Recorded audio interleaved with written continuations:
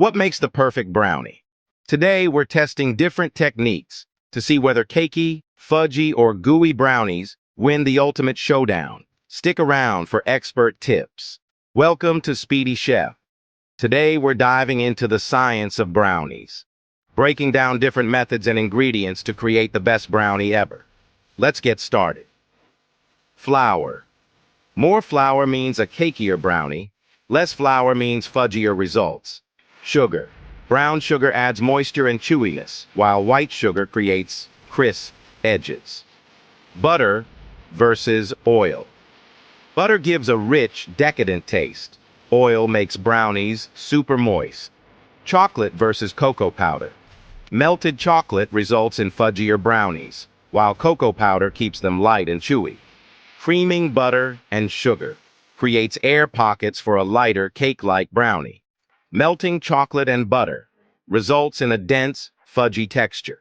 Whipping eggs adds structure and volume for a chewier brownie. Using a hand mixer versus folding by hand. Overmixing creates tough brownies, while gentle folding keeps them soft. Caramel swirls, a rich buttery addition for gooey layers.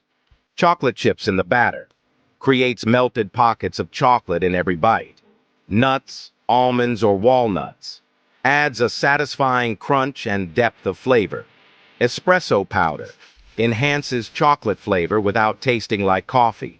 Glass versus metal pans. Metal gives crispier edges, while glass bakes more evenly. Lining with parchment paper prevents sticking and ensures easy removal. Oven temperature, 325 degrees Fahrenheit for gooey brownies, 350 degrees for cakier ones.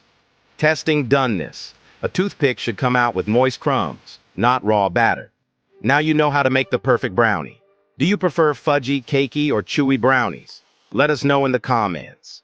Don't forget to like, subscribe, and hit the bell for more delicious baking tips.